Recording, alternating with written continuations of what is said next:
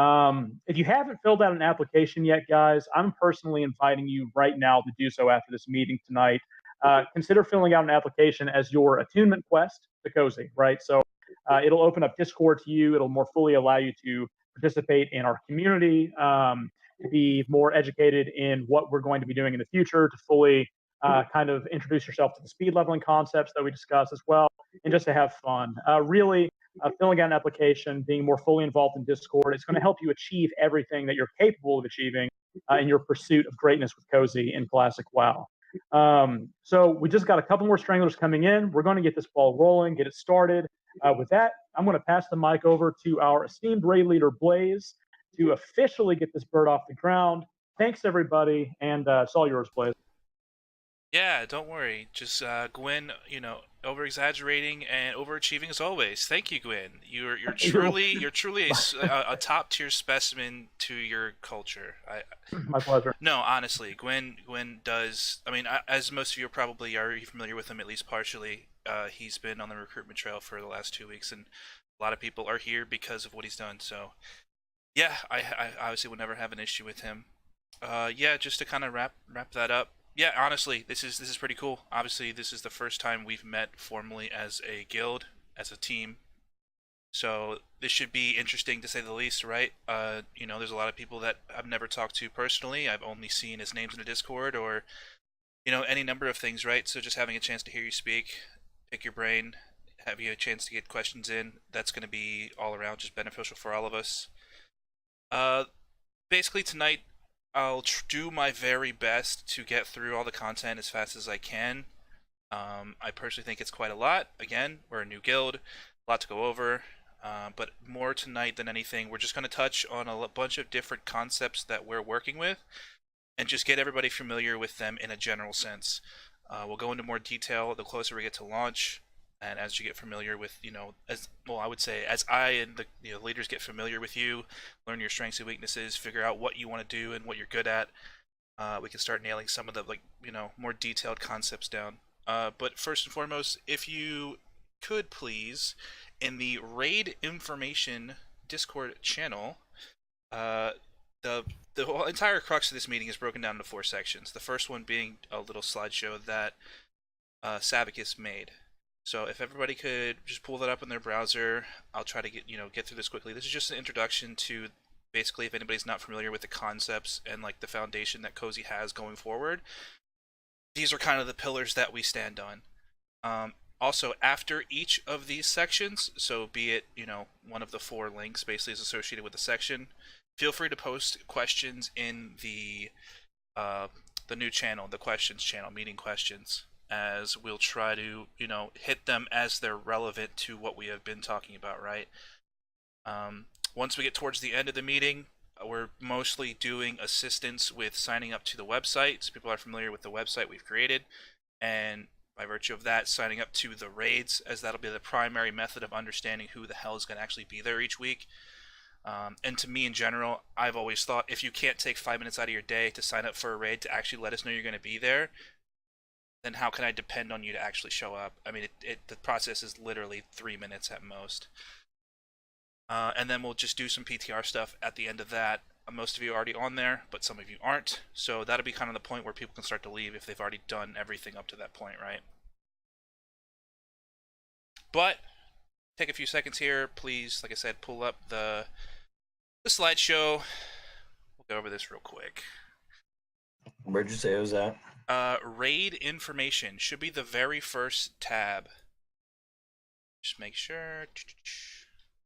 Announcements was, but yeah. Yeah, raid information, guild slideshow, the first link. It's a Google Doc link.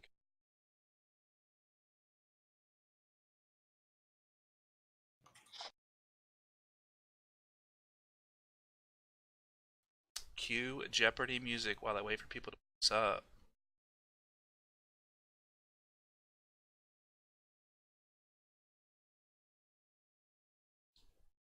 Wow, a group that can actually shut the fuck up. This is nice. Thank you. Thank you. Amazing.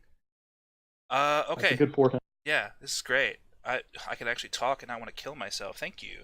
All right, server first, raid clear in each tier. So let me just caveat this by saying I'll never put a number on what I think the guild will or will not do. I don't think a number is even important or relevant.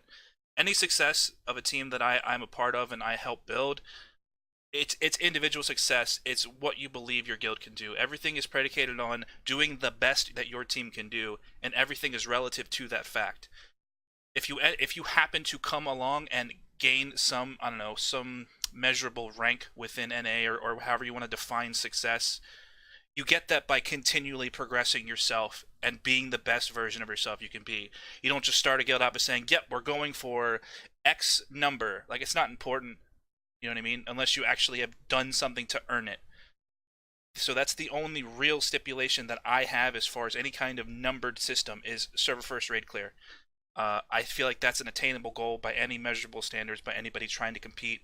Naturally, there's any number of servers, so that could place you anywhere as far as, like, you know, world ranking or NA ranking, however you want to define it. Competitive speed clears, again, it's a common concept for people, you know, that are doing the things that we do.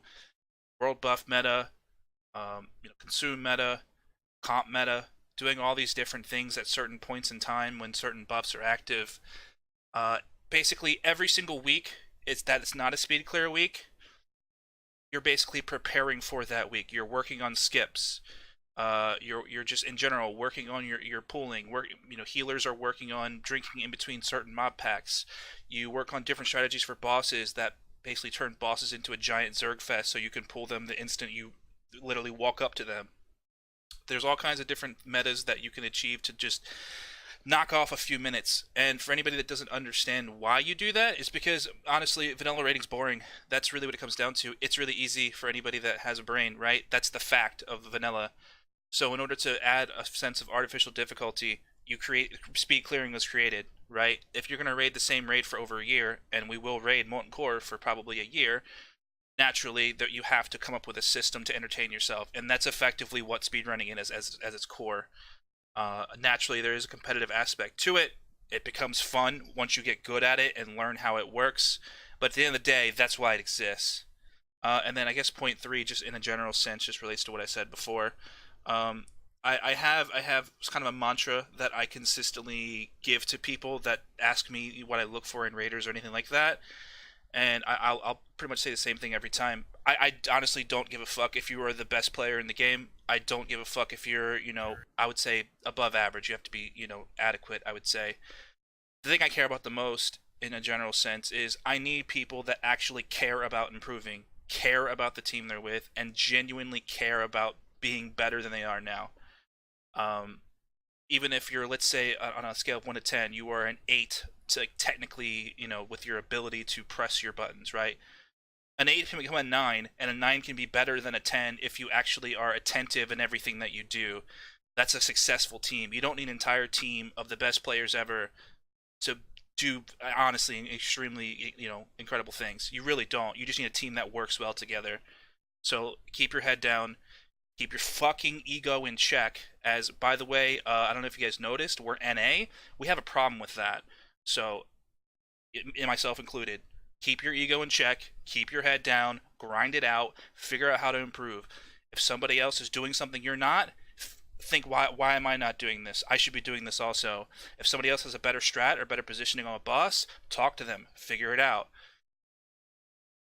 Take the time to improve yourself. And like I said, just keep your head down, grind it out. And then the last point is just a quick little blurb about basically how raid spots are earned. First and foremost, we're going in with more people than we need.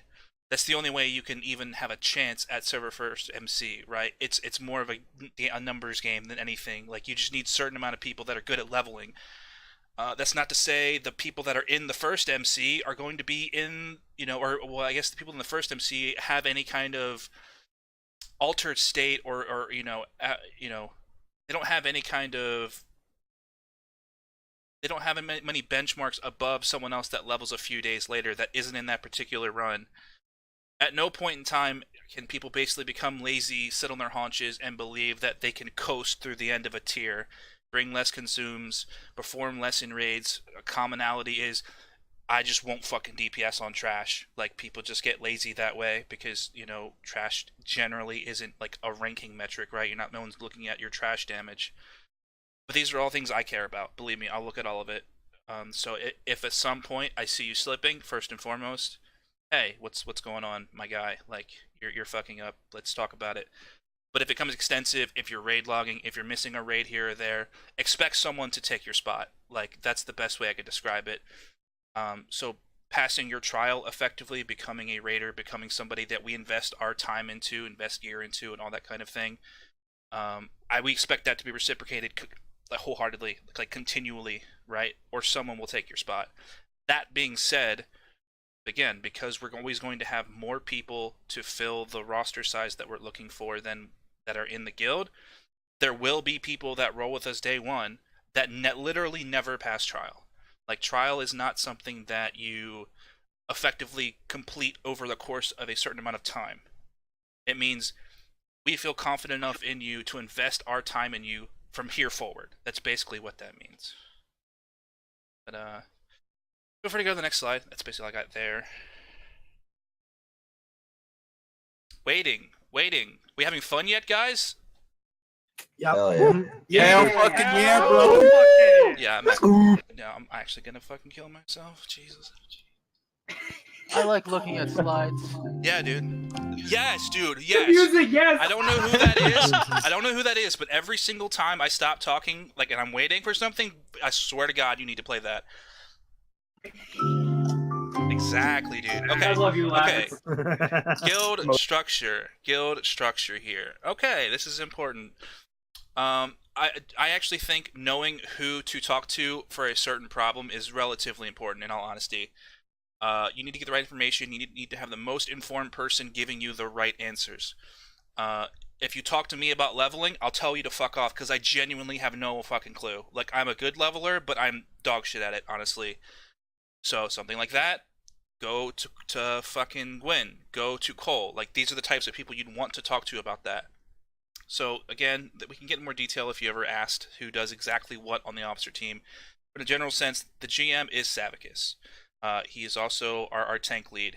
As many of you already know, as already said earlier, I am the raid lead, so pretty much all of the strategy, all of the concepts, speedrunning meta, you know, general callouts during the raid, getting people organized before and after raid, that's my whole thing. Cole and Zod, being that Cole's a rogue, Zod is a warrior, they are your melee leads. They'll be doing a lot of the callouts for melee-specific tasks in raid. Then we have Frothy and Quill. Frothy is he is obviously a mage CL in a way, but Frothy's job specifically, I've always seen him as like the best version of a curator. For anybody that talks to him, his knowledge on like scripting, websites, organization, just anything like that, it's one of the best. So he runs our PTR basically, like that is his baby. It has been for the last year since we got that up and running. He made and running go ahead. Guild Bank as well. So just talk about all the shit that you do, man. Feel free. I don't know, everything. Discord, website, some spreadsheet stuff. I'm gonna do the Guild Bank. I don't know, just all that kind They're of really quiet, organizational Father. stuff. My bad. I mean, Guild Bank and website and spreadsheets and just organizational shit. Like, that's just my wheelhouse. Yeah, if it's like an extracurricular organizational status quo that needs to be filled, it's probably Frothy doing it. On top of that, I feel like I'll just tie this in right now. Frothy spends more money than is even like necessary for something like this. Long and short of it is, there is a certain amount of money that needs to be paid to keep the server up and running. I wouldn't say it's like exorbitant or whatever the word is. Like, it's not massive. It's not obviously game breaking, but he does pay money to keep that up and running. He recently spent some money to get us some like professional artwork for the website and the Discord and all manner of other things. I know he's talking to the guy about that in the next couple of days. So I don't really know how to go forward from here, but I don't know, maybe it's just me, but I feel like he should be compensated. I'm not telling anybody to do it, but I don't know, I've just always thought that as a side topic. I genuinely thought that was something that would be nice. But that's not necessarily for here. Just again on a side. Quill specifically, he's our PvP guy. He's done the ranking. He knows how brackets work. So if it's a PvP question, I would direct you to him. Healing officers, Recon. He's one of the best. I've been playing with Recon for fucking 3 years now. He picks up classes like fucking Malwin picks up trannies, dude. It's just it's insane. And then lastly, as you guys talk to Gwen, he's human resources, so he's been doing all the recruiting. If there's ever any, I would say infighting between players, loot distribution issues, as far as like, things like that. If somebody has to take an extended leave and for some purpose and they need a confidant to talk to, that'll be Gwen. Basically just keeping everybody in the guild from wanting to kill each other, that's his job. So I don't envy that. And then I guess I'll move on to the next section, Raiders and Trials. I already touched on it a little bit. Every single person in this Discord right now is a trial, assuming you're not like a social and you just want to hang out, which is obviously fine as well. But that includes the officers. So I genuinely mean this. If you can do something better than someone else, I want to create a situation where everybody's ego is, in a place where if somebody's doing something better than you, you're okay with them taking your job. If someone, I'm genuine when I say this, if someone can like structurally raid lead better than I can, I will give you the job if I feel confident that is like a fact. If you can prove it to me through some method. I genuinely believe that. Because I know personally, if that fucking dude can do it better than me, holy shit, I want to be a part of that guy's team. Because we're going to get shit done. And that's the way I see it. So if someone takes your place, in a raid slot, if we rotate somebody in and they just pop off and, they take your spot in the successive raids, get better. Figure out why that is. What are they doing that you're not? There's probably something. Improve yourself. It's supposed to be friendly competition. We're all friends. We're all a team. Like, someone else's success is your success because we all have the same fucking name over our head. Like, we all have the same purpose. It's never personal. Again, trial is not passed with time. Some people will never pass trial. It's just the way it is. Again, not personal. But I'll be the first to say, sorry kid, you didn't make it. I don't know what else to say to you. Like, you just haven't made it yet. And then Raider rank, we don't have a core Raider system. It's either you're a trial or we invest time in you and you're a Raider. Specifically how that works, I'll get into on the next slide. But basically, if you're a Raider, you are a part of the main team. You are in consideration for like the most important events we have. So be it a speed clear, be it some of the best loot, in the game, first dibs, you're one of the people that are in consideration for some of the better loot. When we do a server first clear on day one of a patch opening, there's a couple small things here or there, but I'm sure you guys understand the concept, right? This is, go to the next slide, please.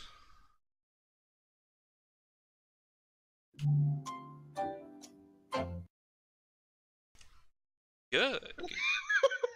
It breaks the tension. I feel like I talk too much, so it's nice, right? Alright, we should all have clicked our left mouse button by now. I think we're gonna be okay. PvE goals, guys. Really simple. This is really kind of generalized, generic stuff. If you've ever done this before, you understand these concepts, you know why they're important. We are shooting for first 2-week Molten Core. That is our goal. When exactly we get that done, if it takes a couple of days after, it's genuinely impossible to know until I start seeing people play and I get a feel for like people's leveling speeds. I do know nearly every single person I've talked to is taking off the first week. It's a good start, is what I'll say. It's a good start. Good on you. You did like the bare minimum, so good job. But for anybody, again, leveling in a character and getting into Molten Core in 2 weeks is not fucking easy. Like, I don't really care who you are. It's stressful. It's a lot of work. It's a lot of time. So we'll see what happens. But yeah, our goal, what we believe is accomplishable by us, by the people that we have, the information we're giving out, and the amount of practice we're putting in, we do believe we can do it in the first 2 weeks. So second level 62 by the end of phase 2. Literally like 4 months, guys. Like, if you can't level a second tune in 4 months, I you basically have to, like, the only person that I think wouldn't level a second toon within 2 months is someone that actively, like, decides not to do it. Like, they just generally don't want to. Like, I couldn't see any reasonable excuse why, like, you didn't have the time, right? I don't know, maybe that's just me. Warlock Summoning Alt has to be at least level 20, suggests to be level 35, so you can do, like, Profession cooldowns, Cured Rugged Hide, Arcanite bars, that kind of thing. Naturally, these are used for all kinds of different things. I won't go into detail, but I'm sure you already know. So you have to have one of those by phase 2 specifically. Every raid, once we, again, world buffs is going to be a bit of a weird thing with the cooldowns on like Onyxia and stuff, and obviously Dire Maul isn't even out yet. Songflower is still a bit of a mystery. We don't know exactly how it works, if you can fucking spam it by an entire guild, or do you have to get it individually and log out? We don't exactly know. But whatever the meta is, we'll figure it out and we'll get it done. So expect that for every raid.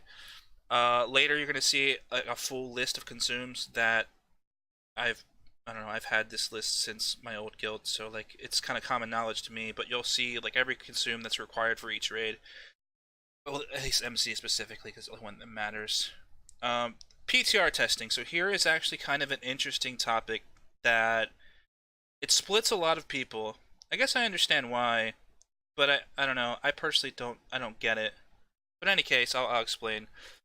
So yeah, we're doing PTR. We're playing on a server that doesn't matter in order to prepare for the real game. Most of us are private server players, so we understand this concept of playing on a personally hosted server. For anybody that's not a private server player, yeah, this is something we do, right? We play on our own custom hosted server so we can practice the content before it comes out. We won't spend an exorbitant amount of time on it. Like, I'm not going to ask people to play, fucking 4 hours twice a week and, like, do extensive practice.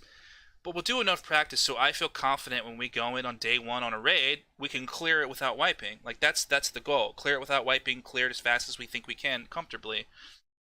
And for anybody, because I know there are some people that think this, that PTR isn't useful, it's wasted time, it's just bullshit in general. I mean, if you look at literally any top guild that wants to be successful in any version of WoW, they've always done PTR raids on the PTR realm before a raid comes out. You could sit here and say it's for testing, but that's not the only reason they do it. They do it to get a leg up on the rest of their competition. Because if they're not doing it, someone else is. And if they're not doing it and someone else is, then they're already behind day 1. So again, I've never quite understood the concept of I don't want to do PTR.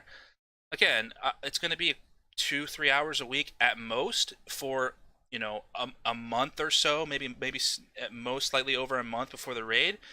So you consider 4 raids.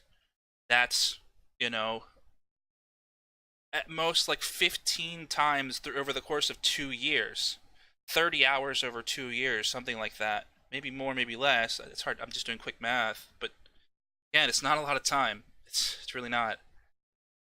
Profession requirements, yada yada yada. Pretty self-explanatory. We need to boost some people, certain professions before we, before we actually get into the server. We need to figure out who's doing what. Engineering's pretty much a consistent across the board. Everybody needs engineering at some point. We'll get into that. And then World Resource Control, that's basically things like Devil's Sword, Black Lotus, World Bosses when they come up.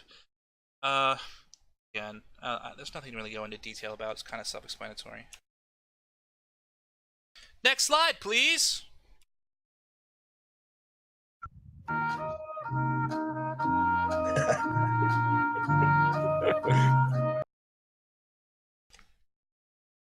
Hey guys. Hey everybody. Welcome to the Cozy Blaze channel, where today we're going to talk about split rating. Okay, so if anybody's not familiar with the concept of split rating, it's basically running 2 raids in order to funnel gear to certain people. There are caveats to this, and I guess how we go about it specifically is going to pertain to just which system we use. But let me kind of give you the general idea of how we plan on raiding, and then how split rating pertains to us, because again, it's different for every guild. So first and foremost, at least in phase 1 and phase 2, we only have Molten Core. We're really like we have a lot of options as far as how to like truly maximize our time efficiency, right? So the first idea generally is we want to raid on Monday and Tuesday, and then basically not raid on that character by not raid on that character for 12 days. So you basically do the raid on the last day of a week, do it the following day, so you're in the same spec for 2 days. Then you literally don't have to raid until the last day of the following reset, right? So you have maximum amount of time in your off specs. So while warriors are ranking, they can be arms for as long as they need to. If mages want to AoE farm, they can, be in their, Arcane Frost spec for 2 days, and then in their AoE, Frost spec for 12 straight days. It just maximizes your uptime in your off spec. This helps healers significantly. Naturally, we don't want to be in our healing spec as every single day, right? That's not fun. It's not efficient. So, in any case, the first and foremost, we want to do that. We want to raid on Monday and Tuesday. So those are always going to be our primary raid days in any version of any raiding schedule we have. Quick question. When you say Monday and Tuesday, have you guys decided on a time yet? It's pretty consistently across the board. The time that we started this call, so 9 Eastern. Fucking amazing.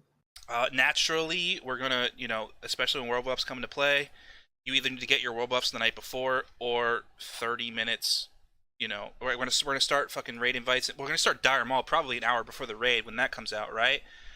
So just in a general sense, like, just because raid starts at 9, like, if you can get buffs before raid, let's say you're East Coast and then like 8 o'clock is early for you or late for you still, then we're gonna be like there'll be people slamming Dire Mauls like in and out of Dire Maul to get their Dire Maul buffs, right? If you're one of those people on the West Coast, like that just get off work and like are just getting home at 6 p.m. and they just barely get to raid or something, like you need to get your world buffs the night before. You need to log out and basically save your world buffs from the night before. It's basically how that works. I don't want to go into too much detail, but yeah, I mean, I was just asking because I'm 8 to 4, so I'm home by like 4:30. So that no worries. So here's basically what I think the two systems that work best with that philosophy of raiding Monday and Tuesday. And let me also add, if we ever need a third day, which again, because we're split raiding, because more raids open up later, as far as like main raid days, if we ever need like a PTR day and we think we need one more practice before a launch or something along those lines, the third day will likely be Wednesday. So like in a general sense, always be like open and available Monday, Tuesday, Wednesday. So if you ever have to set up your schedule in such a way, 9 o'clock Eastern, an hour before starting to do some of the world stuff, Monday, Tuesday, Wednesday. That's basically the best I can give you right now with us just telling you what it is. If we have to change it because, more people can do something that other people can't, we'll change it. But that's what we have right now. We feel like Monday, Tuesday, Wednesday is pretty seamless across the board. Most people are okay with that. So yeah, let me just quickly explain Raid 1 and Raid 2. So when we start split raiding, first, the concept of split raiding to us is we ideally want to use alts for split raids. At least in my mind, the main reason for that is if somebody is on their main and they're in one of the two raids consistently, it just kind of feels like shit to know that you're like a trial filling a raid every week, but you're not in contention for some of the best gear. So again, that's just kind of a shitty thing that someone has to do, because the raid roster, people of raider rank, that can only be so large, and we want that to be slightly larger than one raid team, right? Around 50, 52 people, something like that. But we need to fill out an 80-member raid each week, or 80 people in 2 raids. So if you use alts, and everybody is using alts, and we're constantly funneling alts into the raid, naturally, you're not going to expect your alt to get your alt mage to get a choker of the Fire Lord ahead of someone else. So that's just not an expectation you're going to have. But if everyone is doing 2 raids, and they're all having alts, then again, the system doesn't feel as bad, because you're raiding on your alt, but so is the guy next to you, and so is the guy behind you, so is the guy to your right? Like, you feel a sense of a teamwork there. You're all putting in the same amount of effort. So that's why alts are so important in our version of raiding, right? Because again, the goal is to gear out the raid team. right? The main team that's going to go into the speed clears and the server first clears. But we need to do 2 raids. So either, again, we do 2 raids back to back. That is a possibility. Depending on exactly when we want to start split raiding. You have to do two Molten Cores and 2 Onyxias in the same night. Yeah, you could get that done in a single evening without it getting too late. It just kind of depends. So that's one system we're looking at doing. The other system is basically a leapfrog. So Monday, Tuesday, you raid 1 raids. Tuesday, Wednesday, the next week, next raid team raids, right? And you just leapfrog them back and forth. So essentially, you're raiding more consistently, but it's always, again, that 12-day spread between that character having to respec, right? So effectively, that character can stay in that respec just as often. And again, this makes it so you're raiding more consistently, just less the nights you do raid. We haven't officially talked about exactly what we want to do. I'm hoping to eventually we'll get some feedback from you guys what system makes more sense. But a part of that is also how fast are we clearing Molten Core when it comes down to when we want to start doing 2 raid teams, right? I can't speak on that. I won't know until we get there. That's it for that section. I won't touch on this too much. First and foremost, I'm not that knowledgeable in PvP. I know how the system works. I know how ranking works. I know the importance of ranking and world bosses and world PvP and all that stuff. I'm just not the most knowledgeable on it. And obviously, ranking doesn't even matter for 4 months. So there's time to figure out exactly who the PvPers are. Who do we rush the gear to? Which warrior deserves the BRE? That kind of thing. We'll figure that out as time comes. But believe it or not, I mean, I guess the best way to sum up this slide is, yeah, we're going to have a ranking team. And yeah, we're going to push R1s. And yeah, we're going to do our very best to see who else is on the server and try to control brackets. Of course, that is something we want to do. Something we know how to do. And it will get done. Specifically, who's a part of that team, I don't fucking know. Someone that is the best PvPer right now or the most experienced PvPer on this team in this call could quit before we get to phase 2. So like, what's the point in doing it now? Just understand it's something we care about. But that's literally all I have for this slide. This is something Sav added in case anybody didn't know like where our priorities lie. We are just by virtue of the human warrior being like what we consider the best race. Automatically, that puts us in a PvE-minded role, right? If we wanted to be a more PvP-dominant guild, we'd be rolling gnome warriors and dwarf warriors, right? Like that's how that would work. But by virtue of us caring about, raid damage, tank threat, that kind of thing, that, like I said, again, this slide is basically to give you an idea of where our priorities lie. If nothing else, I think the human warrior is the one that sticks out the most. The rest pretty much are unanimous across the board, or best in both PvE and PvP. But yeah, in case you didn't know, that's there. But that's all I have for that. But hey guys, look man, that's pretty cozy fire, don't you think? Ain't it nice? No. Well, I like it, so fuck you. Do we ever get to see the hand like switch the log or whatever? Like when's that coming? Just wait for it, buddy. Waiting. It'll happen. It's coming. It's coming. Yeah, it's coming. It'll be there eventually. Have you heard of this thing called nitro boosting in Discord? Is that like a Never Twitch? heard of it. Nope. You guys like Twitch Prime? Oh, you want to tell me what Twitch Prime? Exactly like Twitch. Say Prime. Twitch Prime? How does Twitch Prime Hey, work? real quick, Blaze, can you let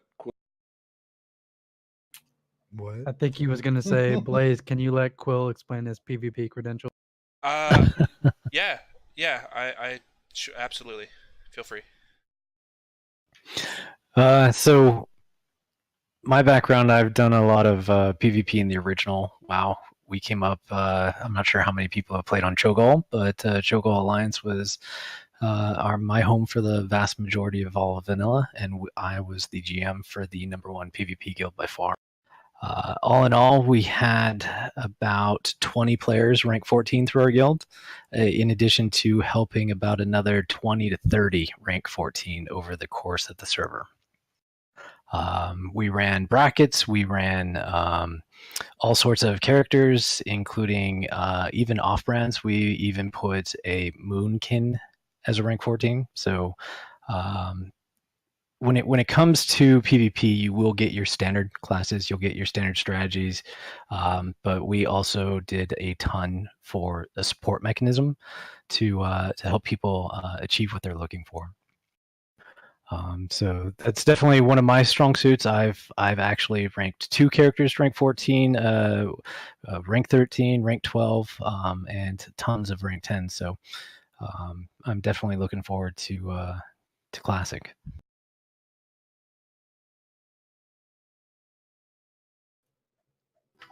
That's who's gonna run our PvP stuff. What class was Quill playing? Sorry. Hunter. Dang. That's a fucking pog right there.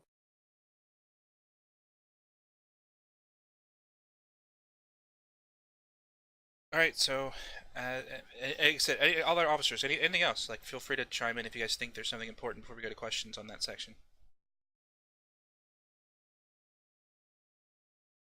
I think we can move on to the next part.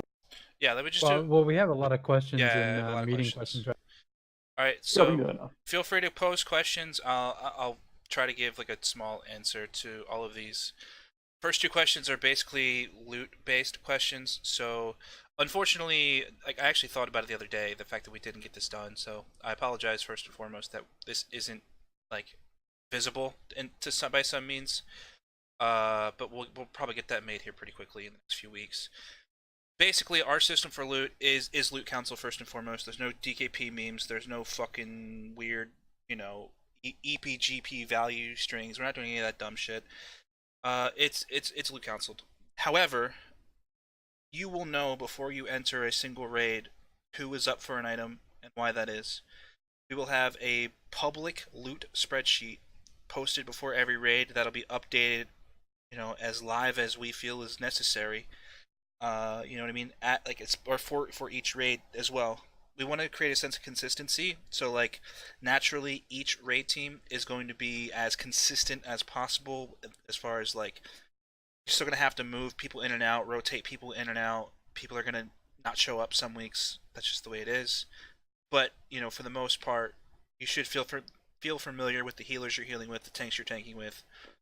So again, you should know where you stand inside that raid compared to other people. So for all of the most important loot, for all the loot people care about, again, as you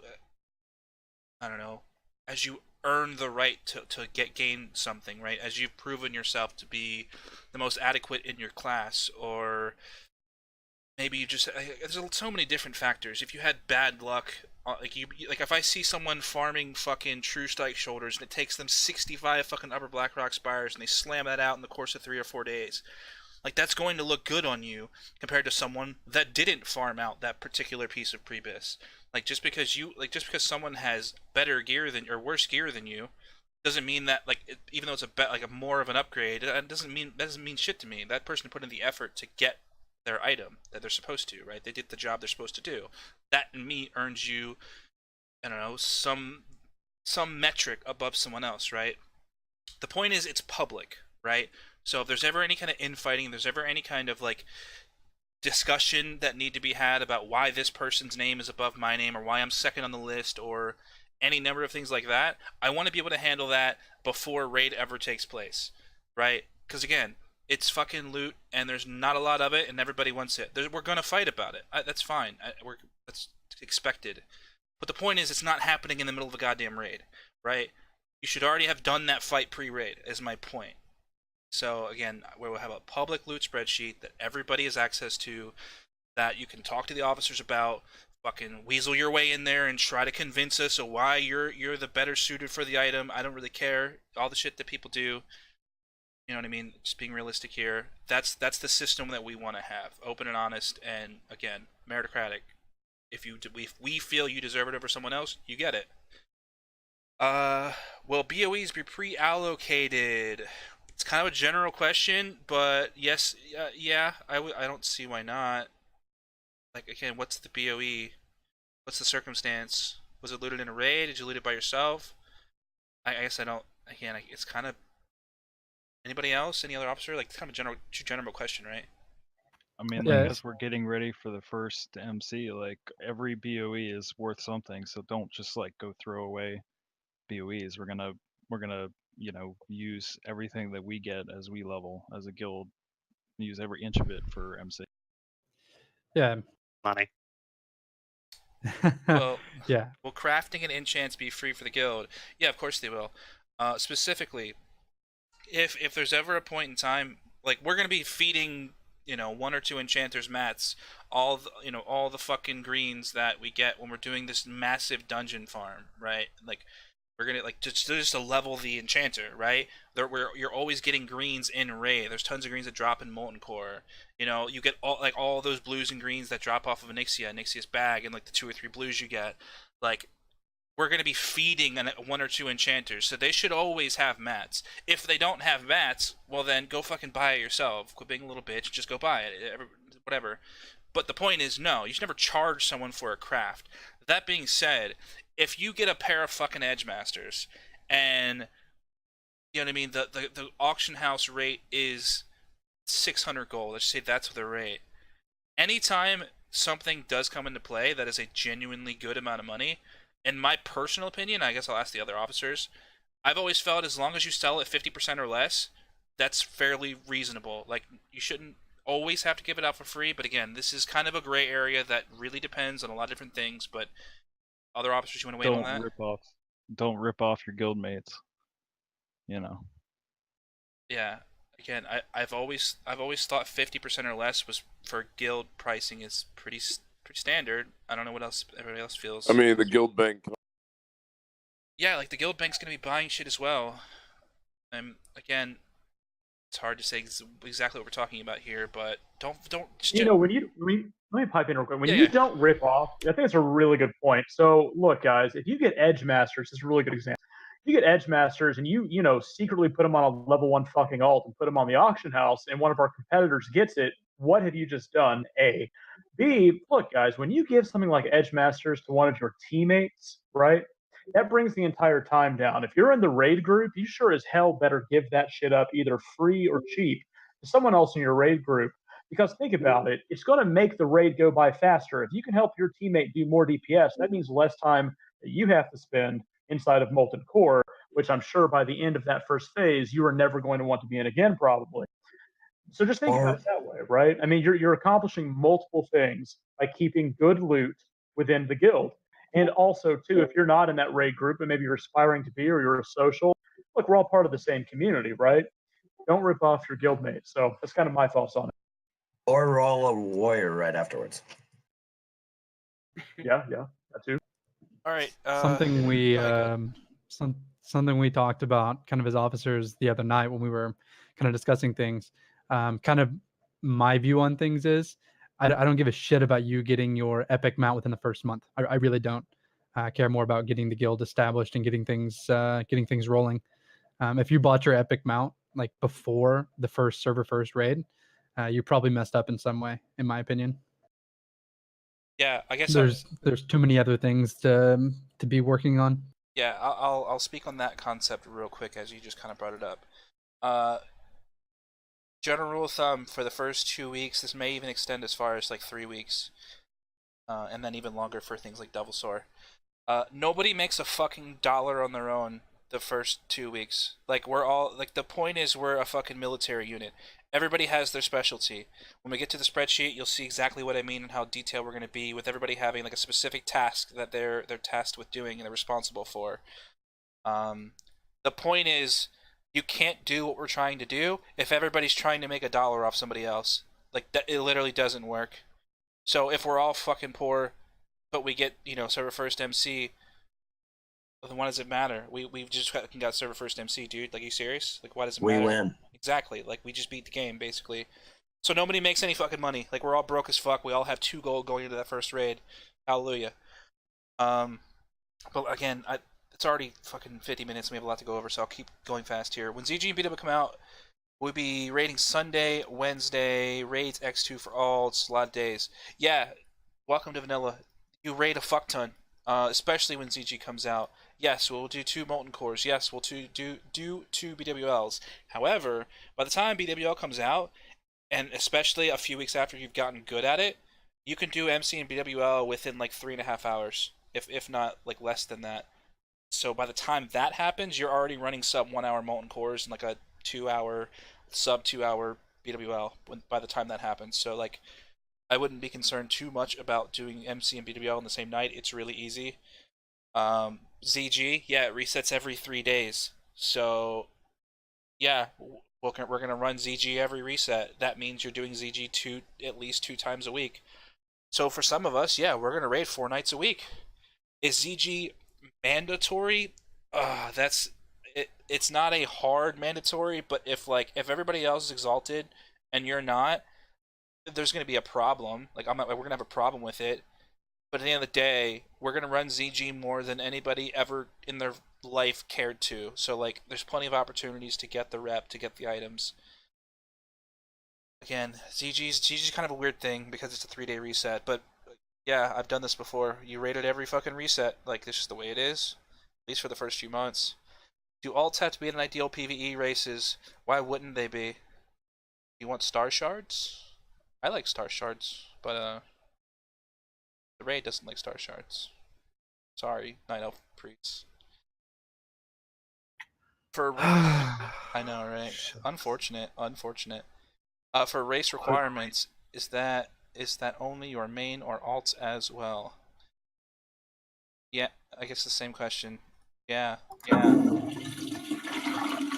What are we in the fucking power Discord, dude? Jesus Christ. I mean, I like a good callback, but I felt like that was a bit forced. I don't know, maybe it's just me. Okay, what are the plans for how many tiers worth of content we'll be going through on raid nights?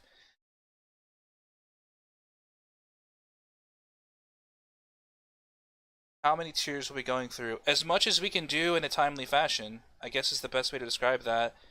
Like, when AQ comes out, it's highly unlikely we'll be able to do MC, BWL, and AQ in like sub 4 hours. I feel like raid nights should be around the 4-hour mark. Mostly because that's the amount of time 2 flasks are. Right? You want to be flasked for as much things as possible. 4 hours just kind of makes sense. If you can't do that, you add more raid nights. I mean, eventually by the time AQ comes out, we might actually stop doing like that. Truth be told, by the time AQ comes out, we will likely stop the split rating of MC. It's about the time that would happen. Therefore, that MC gets pushed off to an alt night. Hell, I know in my past, we start fucking selling MC runs at that point. Like, we're fucking selling items out of that shit just to get some gold in the guild. So there's a lot of different ways it can change as time goes on. But the most important thing is we get as much done as we can, and if we can't get it done, we do another raid night. The best way I can describe it. So what time frame are you getting all the minions together for speed clears before next tier? You do speed clears are dictated by Darkmoon Fair week. They only happen on those weeks. Trying to do a speed clear outside of that week, anything other than like preparing for a speed clear, working on your strats or your like just a general planning of it, farming consumes, that kind of thing, but they're dictated by Darkmoon Fair week, which is once a month. Can we prefer to PvP on non-raid characters classes? Yeah, I guess. I wouldn't have a problem with that. Any rules for streams like no voice on stream? That's something we actually need to talk about as officers, so if everybody wants to chime in real quick, do we want to have voice during streams? I feel like it's okay. Yeah, I think it's fine as long as there's no racist idiots. I mean, it's not like any of these strats are secret after 15 years, so. Yeah. Yeah, I'm fine with it. I'm gonna be fucking yelling and screaming at everybody, so like, if you want that broadcast to everybody, yeah, sure, that's fine with me. I don't feel like we're gonna have any, like, obscene racism or something. If you did, I'll just kick you from the Discord, it's fine. But it To should be fair, your screaming is loud talking. I just call it screaming. I don't know. You know what I am. Can somebody? I hope that answers your question. Can somebody explain the guild bank to me and how much we involved? Frothy runs the guild bank. It's on his second account. We don't. Is that not One right? thing we will do is we'll be taxing raids in a way. The exact methodology and amounts are to be determined, but essentially a lot of the just extra flow of money and items and everything out of raids is going to generate the guild bank, and the guild bank is going to control, like, we'll use it to strategically control the things that we need to control, and we'll use it to get ready for server firsts or for speed runs, and there's a lot of details that I'll have to work out in the real thing, but generally I will be using the guild bank to pump consumables and various things into the guild. Use it just for general control and everything. Yeah, that's a really good point. So I'll just elaborate on that, exactly how it works. So you get a pretty sizable amount of gold just from clearing a raid. Like each boss drops, a 2 to 5 gold, 2 to 3 gold per person in the raid group, right? At the end of each raid, be it raid 1, raid 2, Nixia, that's not a Nixia, but we never did it for Nixia, but raid 1, raid 2, PWL, AQ, MC, doesn't matter.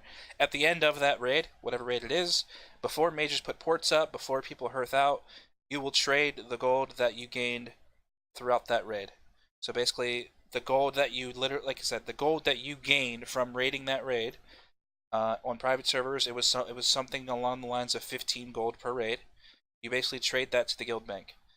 That gives the guild bank enough currency to control the markets we need to control, to buy the BOEs if we see them necessary. If we need more dark iron to make more nightfalls for the guild, we can do that with that gold. If we have to hard prep, I don't know, fucking some material for some upcoming, like let's say nature protection potions. If we need 600 of those, we need money to do that.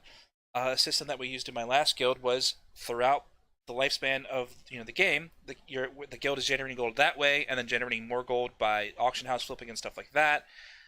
When it gets time to do server first raid content, no ifs, ands, or buts. The guild needs to have certain consumes, right? It has to have it. There's no excuse. Whether you farm it or not, to me, I don't care. You have to have it. So basically, the guild is going to have a surplus of literally everything we need to a certain extent. This system allows us to buy herbs from guildies leading up to a launch of a server first, like a release of a new tier. We will buy your herbs at some kind of reasonable rate, and then you're basically earning that gold back that you earned from the raids, right? It's a cyclical nature of using the gold from the raid to generate more gold, so then we can buy things from people. Like once we have enough gold, maybe the guild can actually buy those edge masters off you that you got. Maybe we can buy those cloud keepers that you found, or something like that, right? So it's a give and take, right? That's the way I've always seen it. I think Dad Frothy, you were familiar with that system as well. Nax is a great example because it's just an expensive raid at launch because you have to get a bunch of mats for all this different random shit to get enchants, and you have to have all this stuff for the attunement.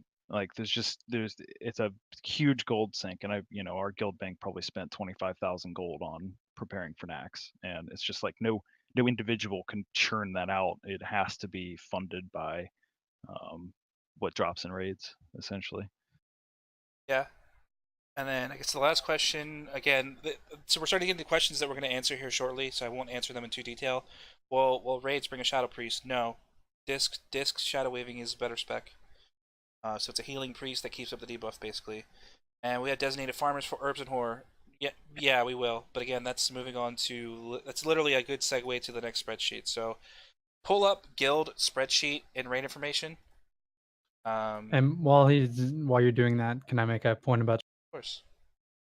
So to kind of go into further detail about streams and specifically world bosses and potentially raids, there will be multiple times throughout the expansion that we tell you to dark your stream, turn the stream off for whatever reason. Like there's any number of variables within that, but you need to be willing to shut it down or at least go full dark, specifically around the world boss spawns.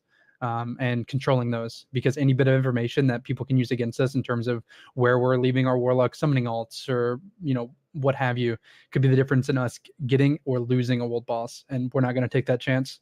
I know I'm going to be streaming pretty much as possible during Classic, and I know a lot of other people are going to be streaming as well. So just bear that in mind, that if we tell you to do something involving like turning off your stream or muting it or going dark or whatever the situation may be, then that needs to be what you're going to do.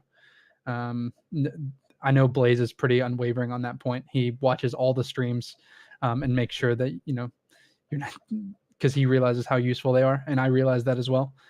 I'll try to find the streams of all the people that we're going against, you know, all the guilds that are on our server and all the people on our server that are streaming. I'm going to try to find them, get a track on, you know, where they're meeting up for raids or whatever, so we can go wipe them or any number of things.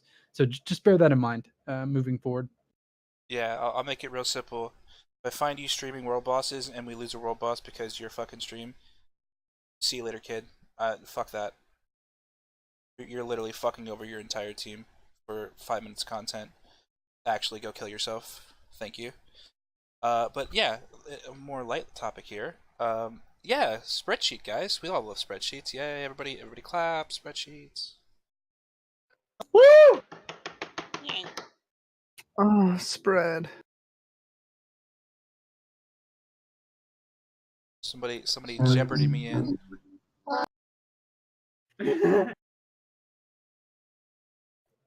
No, it doesn't look like you're getting Jeopardy play. Dropping the ball, man. Unfortunate. I think he's in the washroom. Alright, we've got 50 people on the spreadsheet. That's like, I don't know, most people. I have a feeling people are on mobile as well, so like, I don't know. It's probably just gonna look like shit, hard to see it. But in any case, most people are here. That's fine. Okay, so again, we have like 8 tabs to go through. Again, I'll be as fast as I can. I talk a lot. Get used to it. Player information is the first tab. Very general section. I think we can all understand what's happening here. As we've been adding trials into the raid, you can feel free to scroll down. You know, we've been adding you. We know who you are. We know that you exist. You're a name on a spreadsheet. Feel good about it. At a certain point after launch, the thing I've been telling people is, after the first MC, we can start talking about alts. Naturally, we need to have a fair balance of people rolling certain classes. I'm not the biggest fan of telling people what to play, because I feel like that leads to attrition faster than if you're, you know what I mean, if you just play what you want to play. But at the same time, we can't have 30 alt mages because I want to have a farm bot. Just, you know what I mean, that's kind of the reality, right? We can't have that. So if a certain class seems oversaturated, yeah, we'll probably ask you to roll a specific alt to keep raid comp. That being said, and we'll work on that as time comes. It's not something I want to deal with pre-launch. I don't even know who's going to play with us 3 weeks into the server compared to right now, right? We'll keep track of your professions. We'll keep track of the reps you have. We'll keep track of pretty much everything. I guess the biggest caveat to this entire spreadsheet is it's still a work in progress. We slammed this out in the last like week and a half or so, and naturally we still have 2.5 months. So this is kind of just showing you guys what we're working on, where our mind's at, what's important to us, that kind of thing. Feel free to go to attendance now. As you can see, we've been marking who showed up to this event. All those people that don't have that pretty little check mark by their name, we're gonna have to talk to them, aren't we? That's a fucking, you know, they didn't get a gold star for the day, so we're gonna have to talk to them. But naturally, the importance of this is we actually give a fuck about what you, like, you know, the things that you do. If you don't sign up to a raid and we have to come hunt you down and ask you why you didn't sign up to the raid, like you're fucking up. Like, you're not doing your job as a member of this team, and that will be calculated by some means. When, you know what I mean, when we're making our loot spreadsheet, this is something we refer to. Does he sign up for raids? Does he show up for the raids that he's supposed to come to? You know what I mean? All those types of things are important, right? But other than that, I mean, it's pretty self-explanatory. It's just, again, I'm emphasizing, yeah, we're gonna keep track of this shit. So if we care about it, so should you. Next slide is next tab rather, is just Put a check mark beside Unicron. I feel so forgotten. I'm sure. I'm pretty sure he's still working on it. Like he's been plucking away at it as the meeting's been going on. If at any time this is all public, right? You guys can now see the spreadsheet going forward. If something is wrong, if your rank is wrong on here, your class is wrong, if we didn't check you, and you know what I mean, like if some reason we didn't give you a pretty little check for that day, just fucking tell us. Like we make mistakes, it's not a big deal. But yeah, raid roster. So you guys can see like basically the class layout of what we have now. These are all the people that are of trial rank in the Discord, people that are at least mostly, you know, mostly signed up to the cause here of part of this guild and playing with us. This is what we have so far. It's actually a pretty decent balance, all things considered. I'd like a few more Fury Warriors, I'd like a few more Rogues, and I want more healers. I want a metric fuck ton of healers, because healers quit the game faster than anybody else. That's a healer speaking, by the way. Trust me, I know. Let me guys show you something real quick that you guys can expect to see a lot in the future. 1 second here.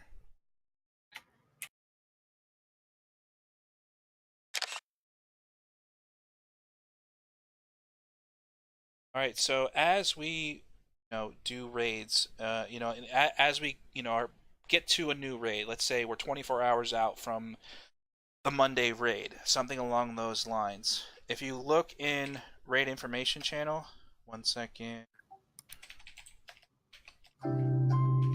Thank you.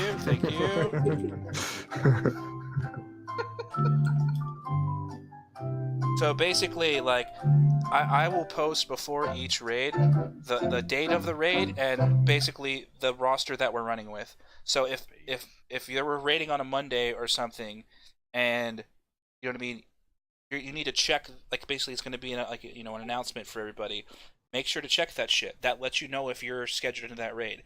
We have to work people in and out. We have to rotate people. We have to make these comps ahead of time.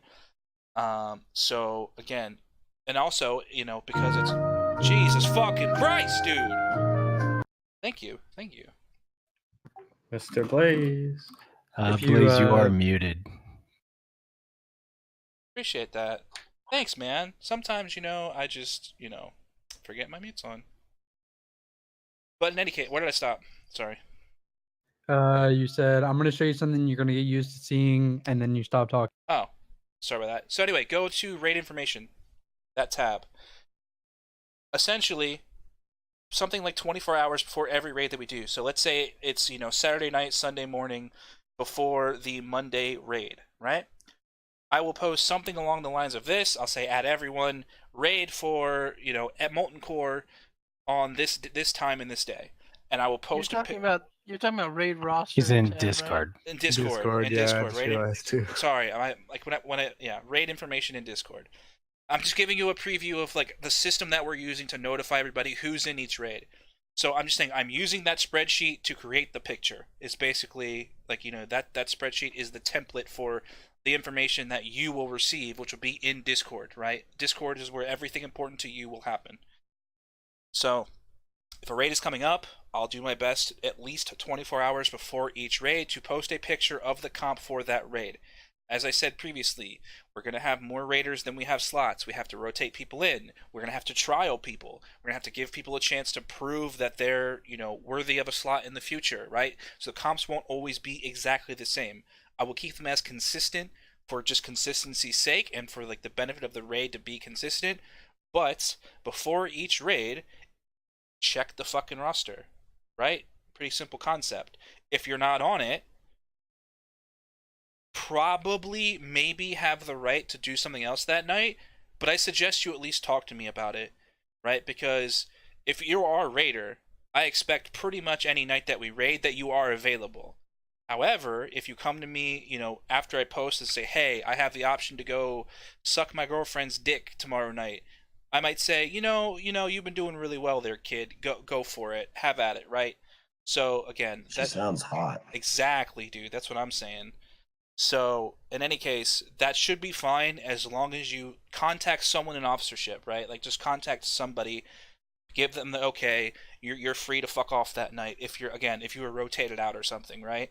But the point is, you actually care about looking at this channel and seeing that you're a part of the raid or not. That's the biggest point I'm trying to make here. You need to actually give a fuck about looking at it every single day. Past that, I mean, I put down like an ideal comp, at least in my mind, for Phase 1, right below that.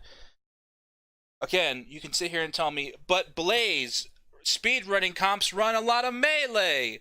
Why are all your melee? Shouldn't you have 20 warriors? They do the most damage.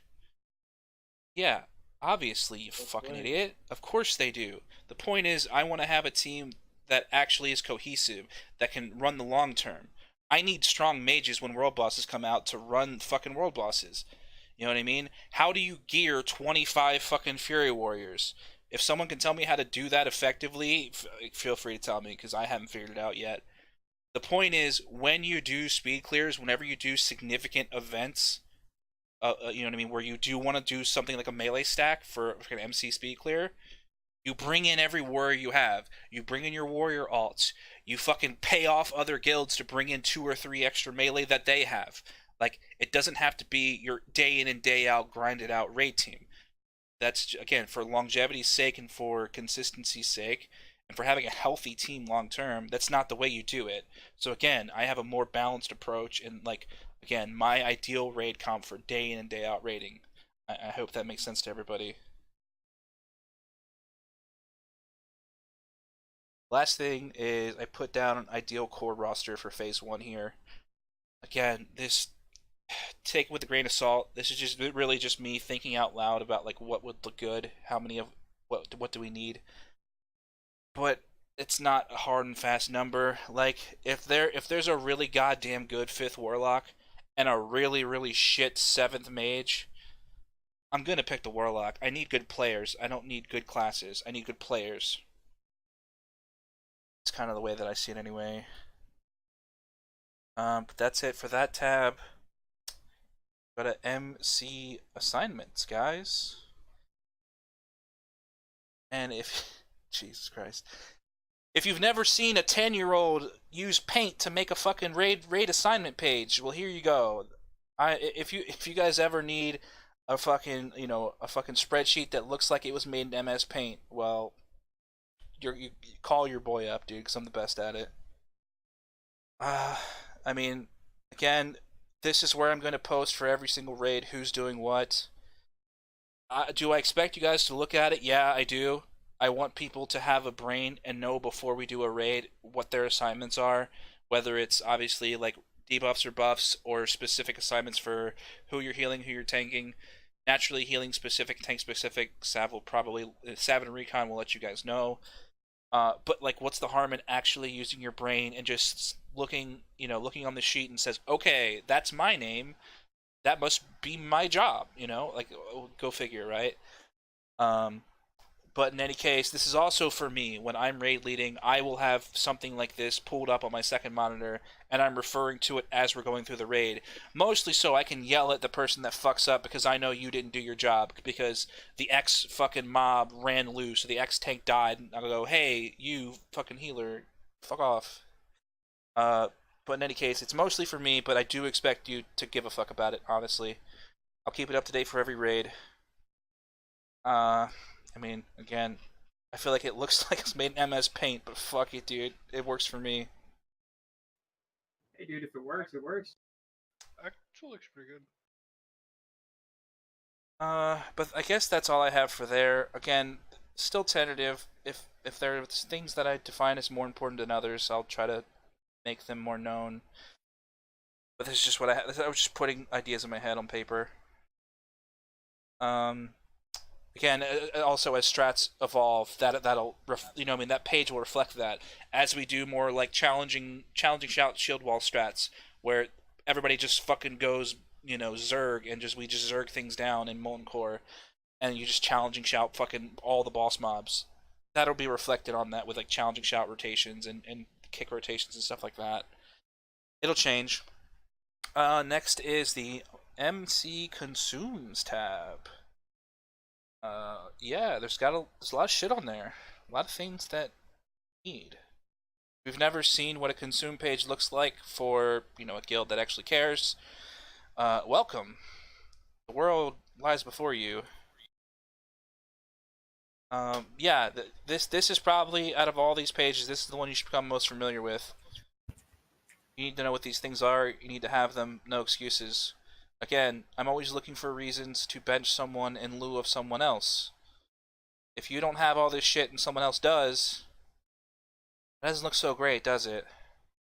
If you ever need to ask why we need something, I'll be glad to explain it to you. But in any case, it's broken down by class, very self-explanatory. If you ever need to know what you need for a raid, just look at this. I'll have one of these for every single raid we do. BWL, fucking DG, AQ. I'll make one for it all. MC priority list, next tab. So the concept with this is the question that we had that got us moving into the spreadsheet. When someone asked, are we going to have dedicated like herb farmers or farmers specifically going into the first Molten Core? Yeah, absolutely. 100% we will. We've broken this down essentially to like a priority list. Reds are things that 100%, no questions asked, they have to get done before that Molten Core. You know what I mean? Like Flask of the Titans. You're not killing Ragnaros without Flask of the Titans on your tank. I genuinely don't believe that's possible with that early of gearing. Or at least it would make it way more harder than is even remotely necessary. So, you need a group farming the recipe. You need to boost a fucking alchemist. You need to farm Black Lotus. You need to farm Dreamfoil. And you need to get someone to fish up the Stone Scale Eel. Right? So that's 5 separate tasks that all need to be met for a couple flasks to be made for the tanks on Rag. So the point is, by the time we get to launch, so we've been playing with you guys for a few months now. We get to know you. You've talked to us about your strengths and weaknesses with leveling. We know your class. Some of these are more class specific things. Ideally, for the most part, if we feel confident that you can get this done in the time frame we need, i.e. you actually are a fast leveler, and we're confident in your ability to, see something through, I want to assign people to certain tasks. Like me, like for instance, like I'm a priest, right? So I have a damn good fucking Black Lotus, like Dreamfoil route that I run. I've been doing it for 3 fucking servers now, and I'm really goddamn good at it. So, I will put my name for player 1 on Dreamfoil. That means my job, outside of doing everything else I have to do, so leveling, getting the consumes I need on a personal level, getting my prebis, helping tanks get their prebis, so healing their dungeons, and all that kind of shit that I have to do on a personal level. If I'm ever in any sense of downtime, my job is farming Dreamfoil. So that's kind of how that works.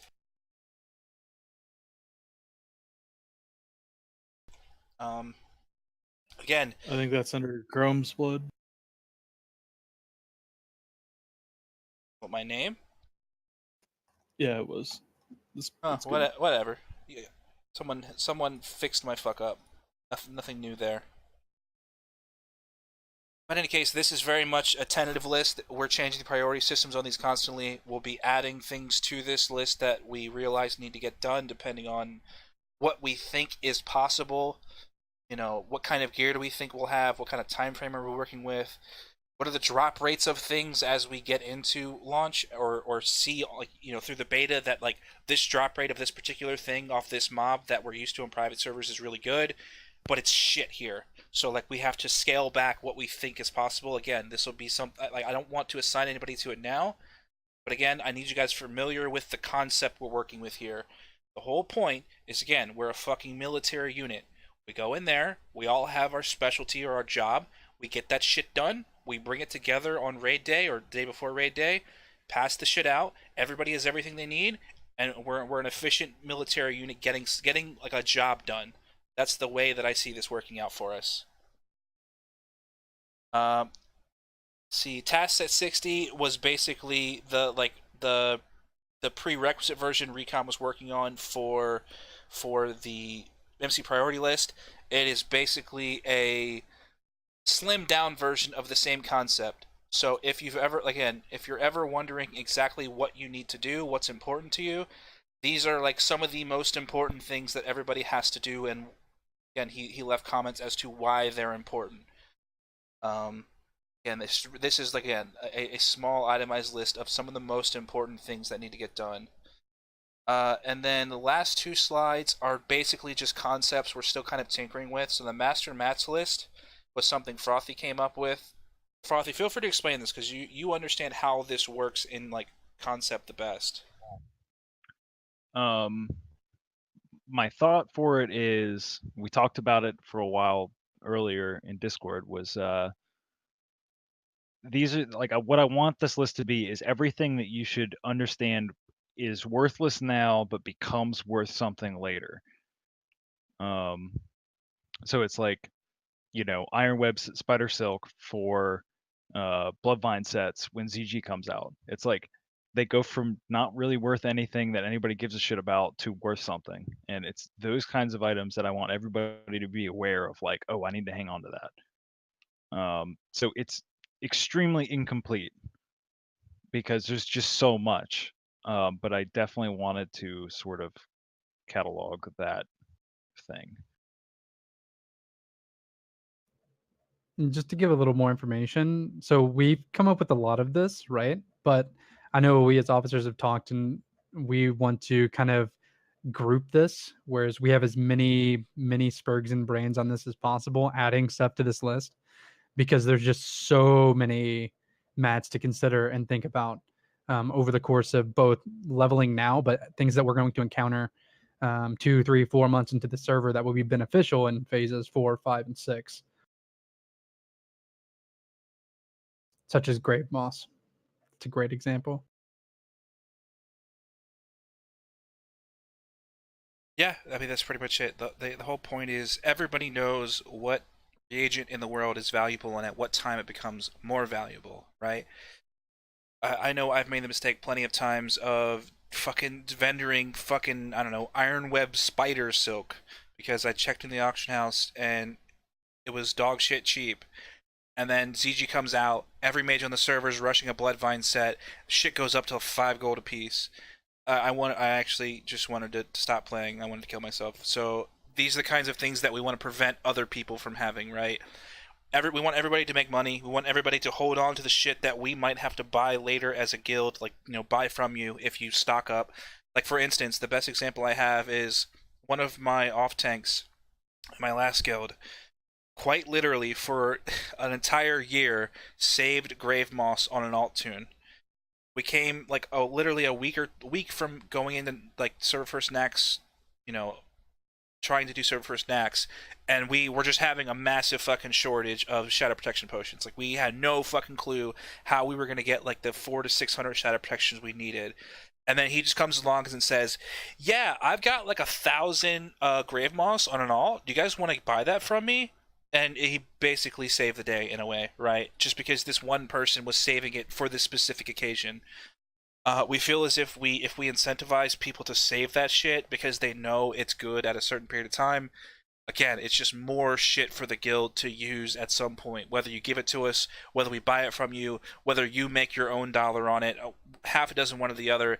The point is, we succeed as a team if this kind of list exists, right? And then the last thing really on this spreadsheet is something that Zod worked on extensively, so feel free to chime in here, bud. Yeah, so basically the last one is just the drop locations of a lot of the, not necessarily rare, but just important recipes. Not everything on here is like super necessary to get right away, but it goes back into the previous tab where a lot of this stuff and a lot of the best in slot, potions or enchants or something like that, they're just literally just world drops. So if you happen to get one of these things, either use it if you're an enchanter or something like that, or give it to a guildie or whatnot. Don't just assume that because there's not on the auction house or something like that, that it's garbage. Just check this list first and then see if it's actually valuable. I still need to finish a little bit with the tailoring. I have never really rolled a Clothy, so I know shit about it, but I'll finish that one of these days. In both of these tabs, it's important to understand that people don't know that these things are worth something now or later, and they'll put it on the auction house for like 3 silver, and you go snipe that shit. Yeah, so it's like exactly. if everybody's informed of all of this, like we can gather all the good stuff, and people just won't even see it happening. We'll just have. Elemental Earth is best. Yeah, people don't realize how much it's worth later. Yeah, it's worth so much around AQ patch. That it is. Yeah. I don't know. On Northdale, it was 10 silver at launch, and it went up to 12 gold each by AQ. Yeah, so Big cash. yeah, buy big amounts of that shit, as much of it as you can. Like you spend 1k on just Elemental Earth, and you'll have enough consumes for, honestly, like 4 servers over. It's actually insane.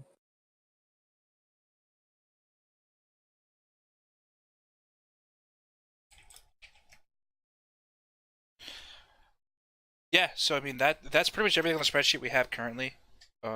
Again, we're very much still working on it. I feel like we explained the concepts we're working with so far pretty well. If you guys have any questions, feel free to put it in the channel. Most questions look like they're being answered by the other officers as they come in. But if you have any questions before we move on to like a different topic, feel free to post them. Just real quick, Blaze, do you want to kind of mention your idea for the world bosses in terms of scouting in the scouting channel on Discord? Because that question.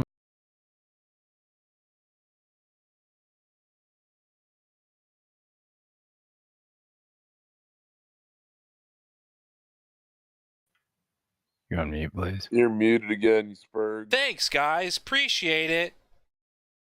Yeah, I'll answer that real quick.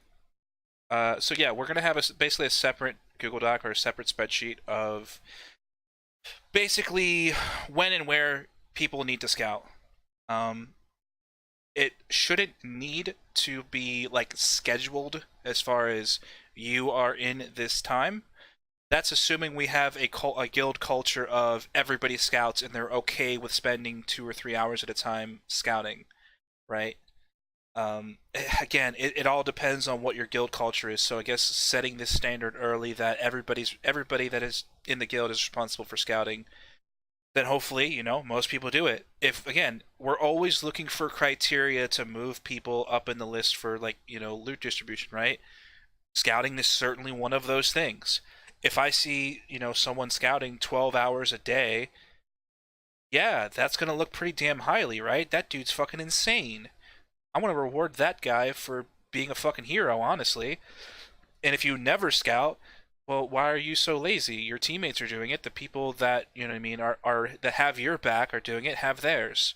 So we definitely are going to have, like, basically a spreadsheet that just runs hours throughout the day, and then, you know, you mark down, or we will mark down when you've done that, just so we always have it on paper. Okay, this person did it for this many hours, kind of thing.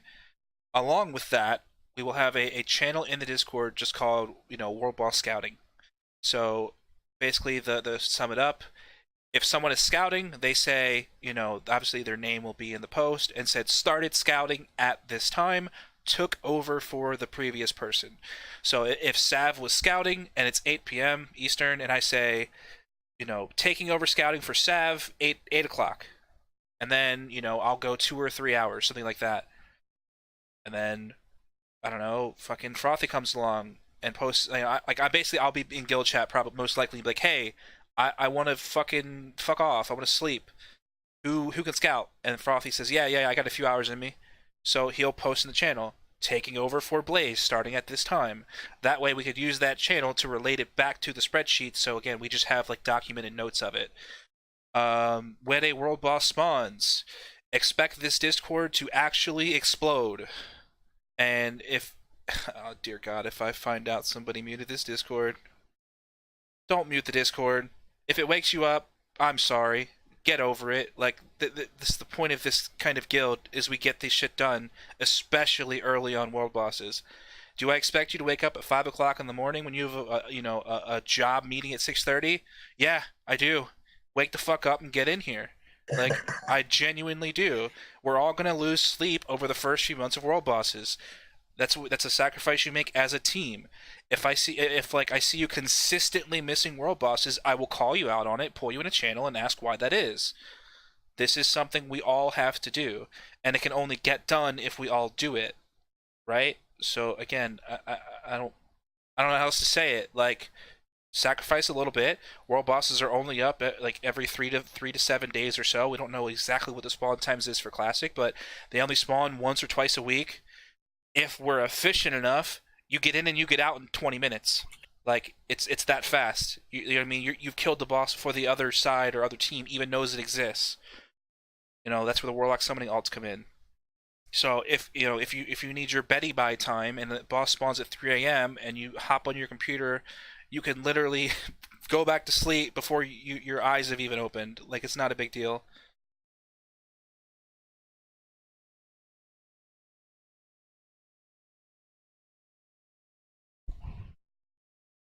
It's like, again, it looks like questions are being answered kind of as they come in, so I appreciate you guys for doing that. I guess we talked about the website and setting up on PTR.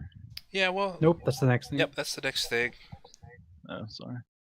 Frothy. I mean, like I said, this is kind of where I wrap up at least most of the shit that I'm familiar with, all the concepts I'm coming up with. So, if you want to start with your website stuff, Frothy, yeah, take it away, man. We're using the website for calendar signups. It's super easy. Just go there and click the apply button. It makes you create an account, and then I approve you. And then the calendar has just got calendar events on it, and you go click sign up, and it's pretty straightforward. And then I'm also going to try and do cool stuff with it because it's cool. And then if you're not set up on the PTR already, then please message me and I will get you set up. You can go create an account on that website, or I can make it for you. Either way, I don't care. Yeah, and I've got like all these vendors set up, everything ready to go. You log into your character, I bring you to Ironforge and boost you, and then you're all set, ready to go. You have to set up your add-ons and macros, and that's all on you. We start PTR practice next week, so get your character ready, be ready to play it. Yeah, I guess I'll add on to that a bit. So here's kind of the protocol for raiding in this guild as far as what you have to do pre-raid, right? Naturally, we're implementing this system for the PTR, mostly just so people get like familiar with the concepts, but this is basically how it plays out in real time. So yeah, make an account on the website that is posted in raid information under the words guild website. Go figure. Make an account, press the apply to guild button. You're going to have small little bit of information about your account. Then once you've been approved, you make your character. And then from there, you should have access, or you will see at the top of the page, the calendar tab. From there, you need to sign up for the raid next Tuesday. Like, it just says MCPTR. Probably throughout this week, Frothy, myself, the other officers, like, if we notice you haven't done it over the next couple of days, we're going to individually start messaging people and say, hey, like, is there any reason you haven't signed up? And here's the biggest thing. You can sign up as a yes, sign up as basically a tentative or a maybe, and sign up as a declined or a no. Even if you are, let's say you go hiking in the mountains, you're hiking the Appalachian Trail, and you're going to be gone for a month. I expect you, before you leave, to sign up as a no for every raid for the entire month. There's no excuse, again, not to sign up for a raid that takes a couple minutes out of your day, honestly. So do everybody else a favor. Do your first and foremost, do your friends a favor in your guild, so we can, everybody knows who's showing up, and sign up for the raids, even if you're a maybe or a no. That is a standard that I want to set very early. Past that point, once you have signed up for the raid, I will use those signups for basically to post that raid roster I made earlier. So depending on who can come, what alts you have, what you've signed up for, that kind of thing, I will post in the raid channel, 24 hours or so, essentially who's in this raid. So that way you know ahead of time. Just because you sign up for a raid doesn't mean you get in naturally, but again, there's a lot of different variables there. Have to rotate people. There's always time to talk about it if I do bench you for some reason. It's not always because you're the worst player, it's just because I have to rotate people in. That being said, again, that's just kind of the protocol we're using for every raid, and we want to use that for the PTR next Tuesday. So again, I want people familiar with that system of signing up for a raid, looking at the raid roster, and then obviously doing the shit they need to do for the raid in game, right?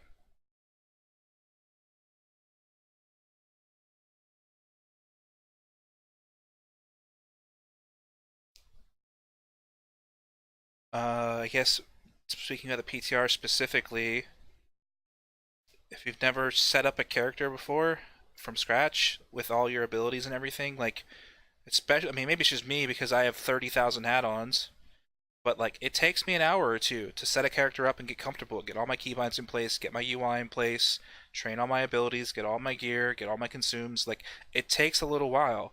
So like, if, let's say hypothetically, like you signed up for the raid this week and I put you on the roster for next Tuesday, if you're expecting to like log into the PTR for the first time 20 minutes before raid and set up your character, also expect not to go. I'm not waiting for anybody. There's other people that are going to want to come. One additional note to that for hunters, we did set on the server pet loyalty will automatically be level 6. That way you don't have to actually play with your pet constantly, level up to get your points. When you do need a pet, make sure you message one of the GMs. They have the ability to spawn pets for you. I recommend if you have at least a cat or a warg, wolf, whatever, as you see fit. Personal preferences, there are best in slots, but for the most part, pets are normalized in Classic, but they may not be on this PTR.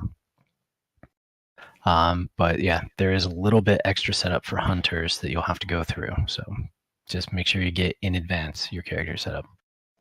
Also, to speak to the question that Michael just put on, we're looking at, in terms of gear, we're looking at phase 2 gear at the moment, just for the first couple.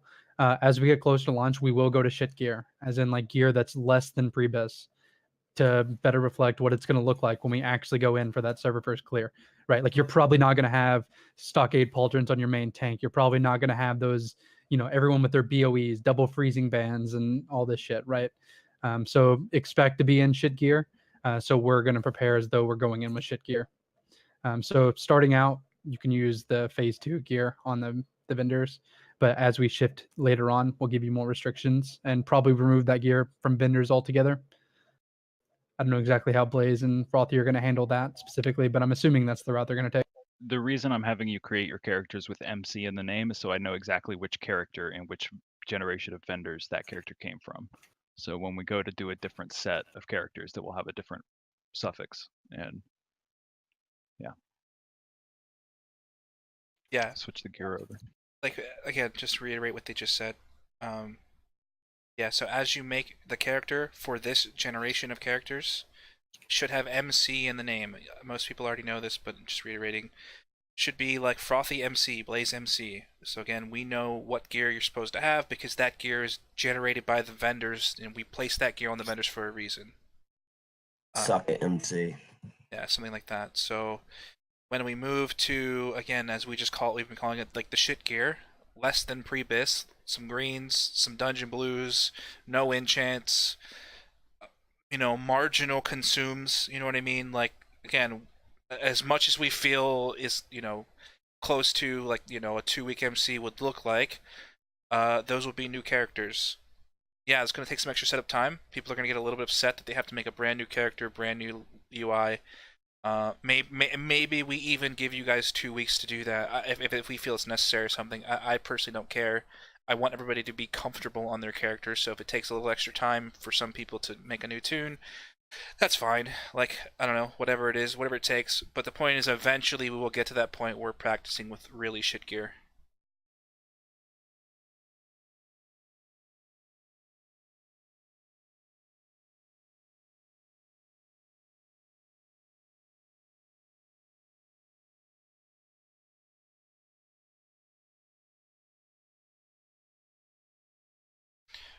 But honestly, overall, that's pretty much everything we had planned.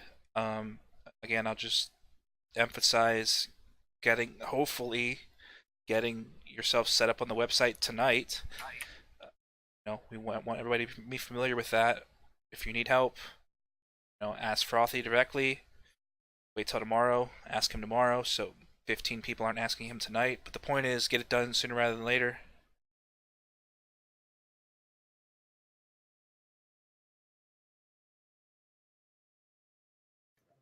I don't see any more kind of questions coming in terms of those meeting questions. So as far as I know, we're about to shift into PTR focused, helping people get set up on the PTR, stuff like that. Also, side note, I know a lot of you ping me during the day and message me. I just want you to know that if you are trying to get in touch with me over the next about 3 or 4 days, I don't exist. I am a non-existent human being outside of any contact. So if I don't reply to you, don't take it personally. I have something very important that I have to take care of over the next couple days.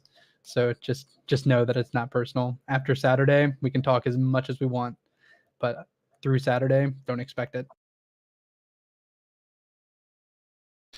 Yeah, so from here, I'm actually going to hop down. This is something I always do in meetings. I'm going to hop down to another channel.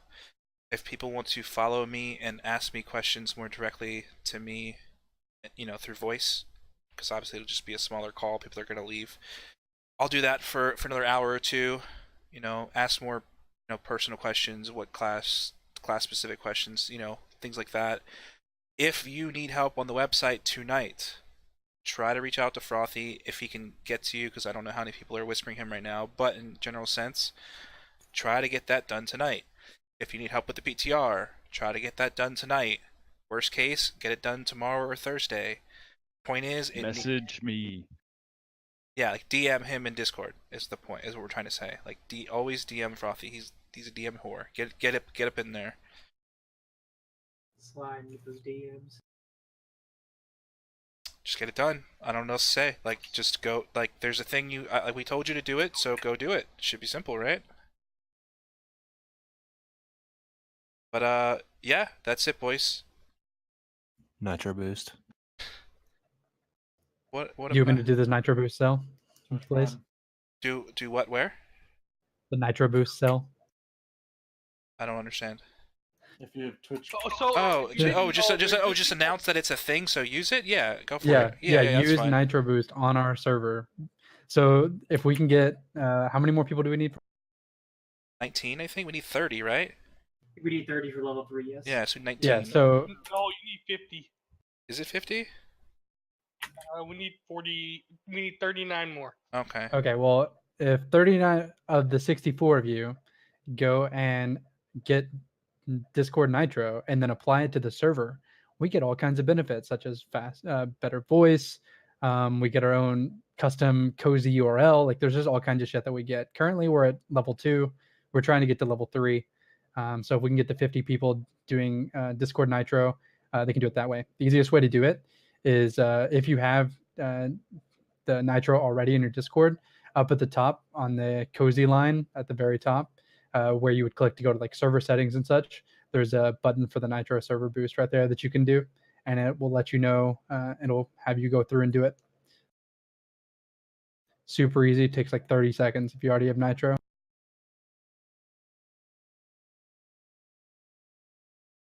Yeah, in any case, genuinely, thank you guys for showing up. Quite a lot of people here, so I'm hoping everybody kind of understood what we were saying.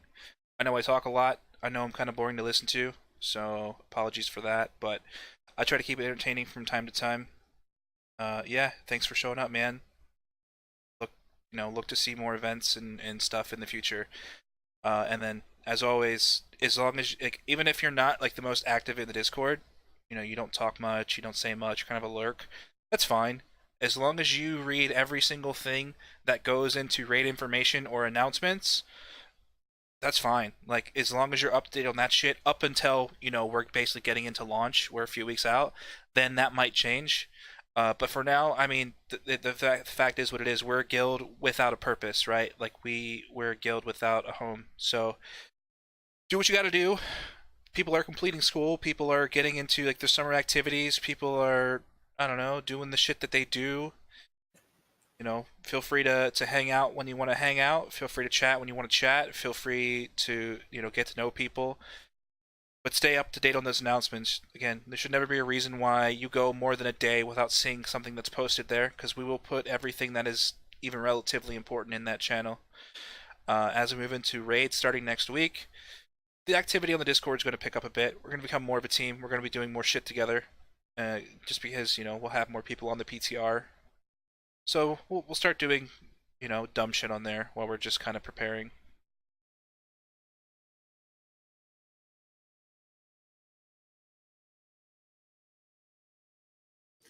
I think Recon wanted me to just mention that, yes, we're in conversation with Horde guilds and some Alliance guilds potentially about our server.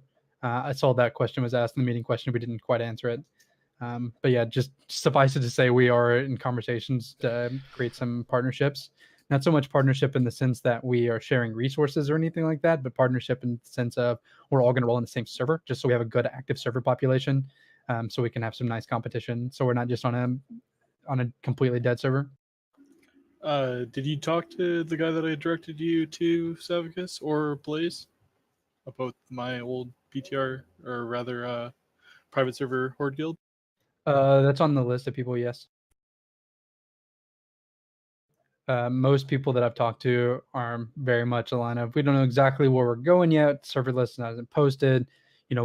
So there's a lot of uncertainties in the air. I'm assuming within the next couple weeks to month, as we shift closer towards the end of July into the early part of August, once all the server lists are out and stuff, it'll be really easy to start coordinating that, because most plans will be close to finalized. So as soon as we know, you guys will know. That being said, sorry, I know that I probably just asked in the other channel, but just since you're on the topic, we'll have 3 name saves. Are you guys planning to go 3 across the servers, just so that we can go anywhere with our main character's name? Yeah, as far as I know, we kind of talked about it the other night, in the sense that we were having kind of 2 or 3 servers in our queue. And then if one of them happens to be the big streamer server, just for whatever reason, we're hoping to have that list beforehand. But if it so happens to be that, because we want to avoid that particular server, then we have other options to go with. So yeah, it'll probably be 3 names across, 1 name across 3 servers rather than 1 server with 3 names. We have friends that are officers in every major streamers guild, so the likelihood of that happening is very low. Yeah, we also have friends in pretty much every competitive guild in NA. I was talking to someone the other night, and like I have a mental list of any guild that is actually going to have potential. I know people that are in that guild. I know who is running that guild. So like, you know what I mean? It's hard to say right now. Do we have a de facto team to roll against us, like a Horde team to go against us on the same server? No, we don't right now, because most guilds don't even know what faction they're rolling, let alone what server, right? Most guilds don't even have like a full roster yet. Some do, but not all of them. We're lucky in that facet, right? For anybody that has looked elsewhere and looked on the Classic WoW Discord or WoW servers or wherever you might look for a guild, like it's a fucking Wild West out there right now. People aren't completely content with what they have or what they're doing. So again, when I've asked other guild leaders like, hey, what's going on, mate? You want to do something? And again, they don't even know what faction they're rolling. So it'll take time. We need things to solidify, the beta to roll out a bit more. Get closer to launch, get those server lists out, and then obviously like it's ideally before then. But ultimately, the first day that server list is out, I expect to have confirmation from you know, the people we're speaking to.